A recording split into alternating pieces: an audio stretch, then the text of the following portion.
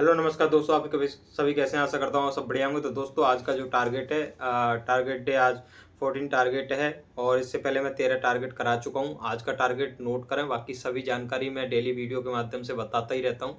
Target को daily complete करते रहें। जो हमसे नए स्टूडेंट जुड़ रहे हैं उनको बता दूँ, पहले से जो टारगेट दे रखे हैं उनको देखते हुए आएँ कि आपने इनसे कौन सा चैप्टर पढ़ लिया है, तो उनको स्किप करते हुए आगे चैप्टर जितने भी बताए गए उनको सभी को कवर कर लें।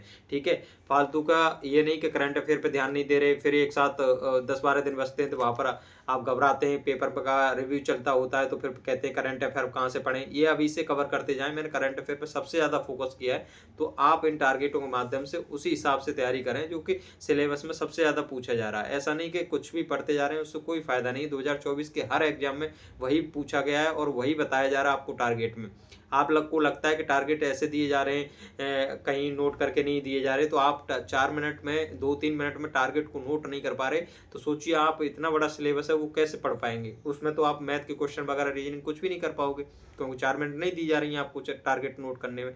तो आपकी ये बहुत बड़ी गलती है, क्योंकि मैं आपको सब कुछ थाली में परोस के दे दूं और आप तुरंत खा लें, तो ऐसा तो नहीं हो सकता। उसमें मेहनत तो करनी पड़ेगी थोड़ा बहुत। आप नाराज होते रहिए, उसमें कोई दिक्कत नहीं। जो पढ़ने वाला है वो जरूर करेगा पढ़ाई।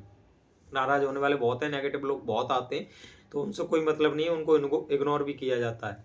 अगर आपकी कमेंट का जवाब देते रहेंगे तो जो पढ़ रहे हैं, जो स्टूडेंट पढ़ना चाहते हैं, उनका कुछ भी नहीं हो पाएगा आपकी वजह से, क्योंकि उसमें गुस्सा आता है फिर आपके नेगेटिव कमेंट से।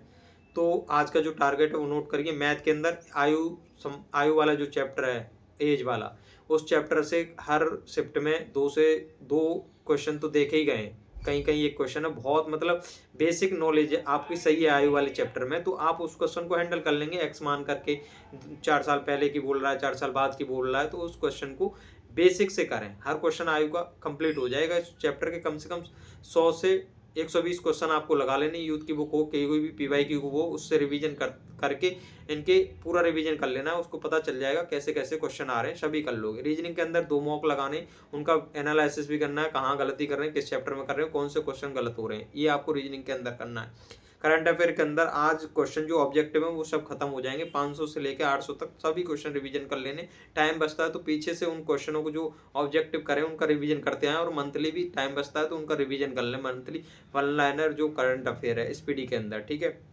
जीके के अंदर, पॉलिटी के अंदर 324 से लेके 342 के आर्टिकल भाग 15 तक पूरा निर्वाचन के बारे में सब कुछ पढ़ लेना है आपको।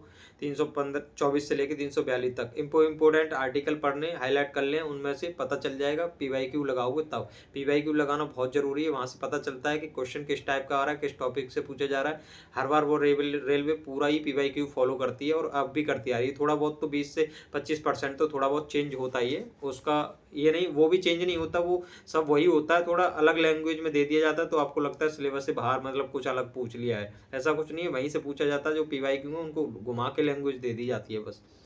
तो जियोग्राफी के अंदर अफवाह तंत्र पढ़ लेना। सभी नदियां जितनी भी हैं, नदी के सारे कितने जो किनारे राज्य बचे हुए हैं, जो भी है सभी नदी के बारे में, प्रायद्वीपीय नदियां हैं, कौन सी अरब सागर में गिनती है, कौन सी बंगाल की खाड़ी में गिनती है, नदी तंत्र के बारे में सब कुछ पढ़ लेना। अफवाह तंत्र के बारे में जितनी भी नदी से 1-2 क्वेश्चन हर एग्जाम में देखा गया था। अभी जो एनटीपीसी सीबीटी 1 का हुआ था, इससे पहले भी आरपीएफ एसआई कांस्टेबल का भी हुआ था, वहां से भी क्वेश्चन आए, तो इनको अच्छे से रिवीजन कर लेना है आपको, ठीक है। इसके बारे में आपके पास 6 टारगेट बचते हैं। 6 टारगेट में मैं आपको मैथ पर सबसे ज़्यादा फोकस करूंगा और जियोग्राफी, इनको खत्म कराऊंगा। बचा कंप्यूटर। कंप्यूटर के बारे में मैं 1-2 टारगेट और दे दूंगा आपको, जिससे कि कंप्यूटर कवर हो जाएगा। मैराथन क्लास ले लें, किसी की भी पढ़ी हो, कोई बुक हो आपके पास वहां से रिवीजन कर लें, क्योंकि शॉर्टकट की वगैरह बहुत मतलब ऐसी आई थी जो कि आपने कहीं पढ़ी नहीं हो, क्योंकि शॉर्टकट की इस बार आपको देख के जानी है। थोड़ा नॉलेज, बेसिक नॉलेज भी आपको होनी चाहिए सीपीयू वगैरह के बारे में, एमएस पावर के बारे में, एमएस वर्ड के बारे में। इनकी आप एक वीडियो देख लोगे मैराथन, तो वहाँ से कंप्यूटर कवर हो जाएगा। फालतू उनके बारे में कुछ भी नहीं पढ़ना, क्योंकि इतनी जल्दी कंप्यूटर के पूरा सिलेबस है जितना है वो पढ़ भी नहीं पाओगे आप, तो इतना टाइम भी नहीं बचा। 4 से 5 क्वेश्चन आएंगे और क्या पता नहीं आए इसमें, तो अब कुछ कह नहीं सकते, लेकिन कंप्यूटर को पढ़ के ही जाना है। मैराथन देख लें, जो भी बुक है आपके पास उसको देख लें। एक दिन टाइम निकाल करके 6-7 घंटे का उस कंप्यूटर को ख़त्म कर दें पूरा। उसके बाद रिवीजन थोड़ा बहुत करते रहें। शॉर्टकट की मैंने सब टेलीग्राम पर डाल दी है, वहाँ से शॉर्टकट की जितनी थी वो आप वहाँ से डाउनलोड करके पढ़ सकते हैं। नितिन बॉस गाइड चैनल करके लेटेस्ट क्विज हब पे क्वेश्चन देता हूँ मैं, वहाँ पर अभी क्वेश्चन नहीं डाल पा रहा, लेकिन अब मैं क्वेश्चन लगातार डालूंगा, वहाँ से आपका रिवीजन होता रहेगा। ऑब्जेक्टिव क्वेश्चन दिए जाते हैं क्विज टाइप में, ठीक है। तो नमस्कार, मिलते हैं अगली वीडियो में, धन्यवाद।